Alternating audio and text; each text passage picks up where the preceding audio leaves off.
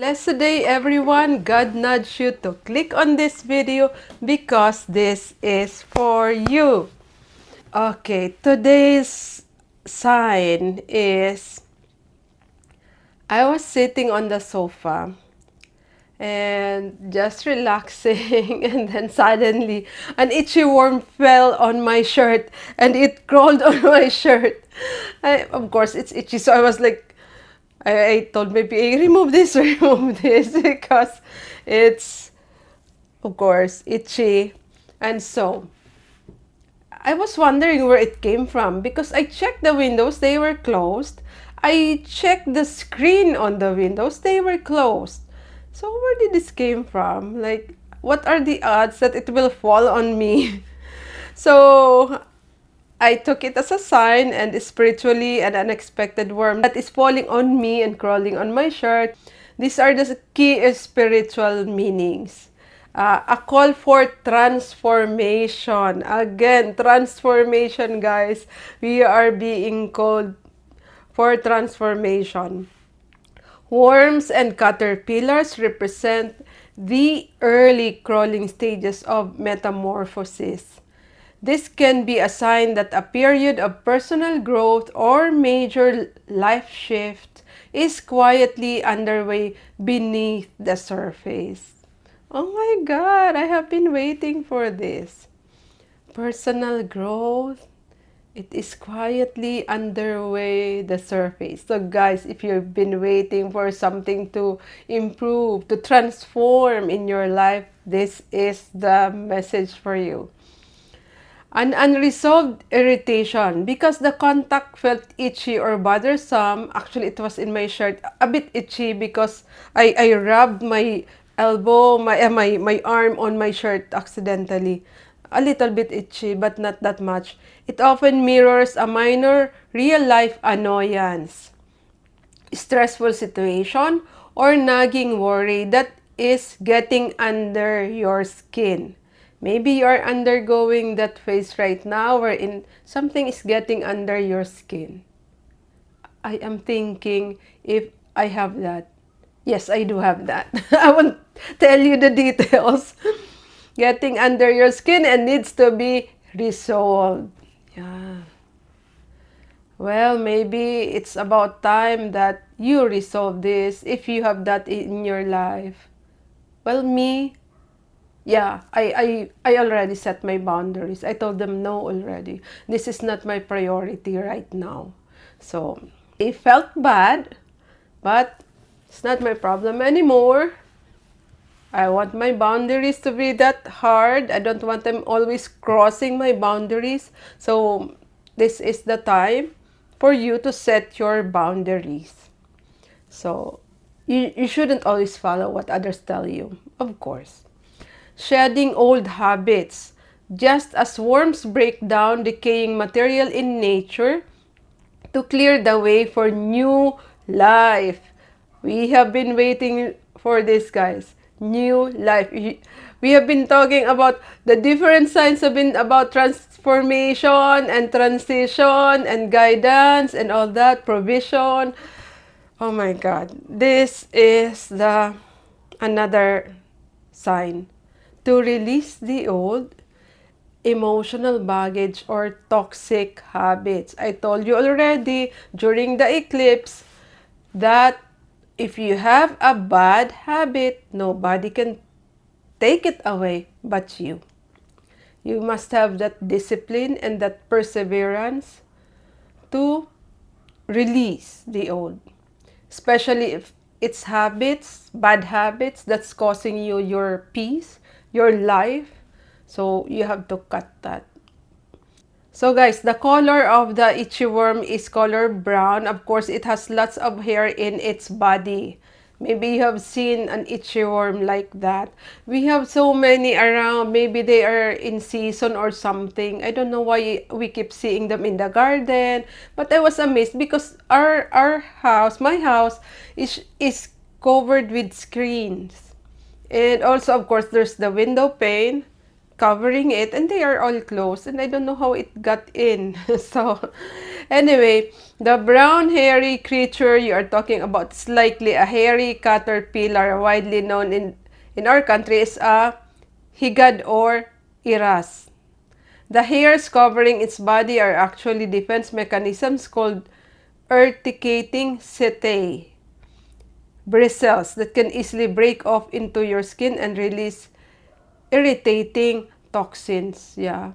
When I was a child, yeah, I didn't know it was like that, so I had so many, red puffy thing on my skin. Spiritually, a brown hairy caterpillar or higad in our language, falling directly onto your shirt signifies an urgent wake-up call to protect your energy and address hidden irritations before they cause an emotional breakout. So guys, I told you already, if you are an empath, if you are an earth angel, you have the tendency to please others and do what others say because you just want to please them. So it is a wake-up call for us to protect our energy. There are so many things you can do to protect your energy. Me, personally, I put a little bit of salt on my final rinse when I bathe. And then I put salt on shoes or at the door, or I do sage. So I have crystals. So that's also one way of protecting your energy. I have crystals like this. So that's why you see me wearing different kinds of crystals whenever I do my videos. This is quartz, pink quartz. It goes with my dress. Okay, sorry. So, protect your energy before they cause an emotional breakout. In folklore and spiritual symbolism, garments represent your public identity, personal boundaries, and how you shield yourself from the outside world. Spiritual interpretations of the itchy worm breach boundaries because the itchy worm fell directly onto your clothes while you were resting. It suggests that a toxic person, negative energy, or a stressful situation has successfully breached your personal space or comfort zone. Yeah, it did. It did, but I had to put the boundaries up. Maybe you also experienced this. Irritation under the surface. The brown color grounds this symbol in the physical everyday world. It indicates that the source of your stress is likely something practical, such as nagging financial worry, a messy workplace dynamic, or a minor conflict you have been trying to ignore. Yeah, I have a little bit of conflict that I was ignoring, but I had to put my foot down and set boundaries. I also have financial worry. It's because I told you already. I don't have a salary and I don't have pension yet, but money is coming in. But it's still a worry because I don't have the comfort of a salary and the security of a salary right now. It's more on my investments, my money working for me. And they are all high risk investments, which I talk about in my other channel, how I retired early and how I invested. Anyway, the itch of needed action. The immediate discomfort of fear of the sting serves as a spiritual alarm.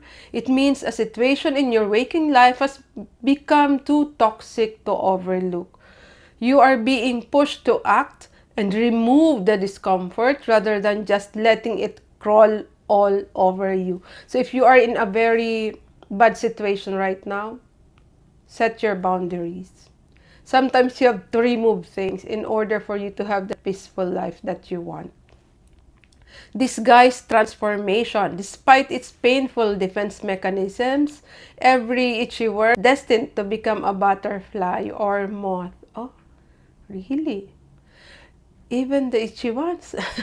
This encounter reminds you that your current discomfort, though highly irritating and painful, is a necessary catalyst for personal growth and spiritual evolution. As I told you, spiritual awakening is not comfortable.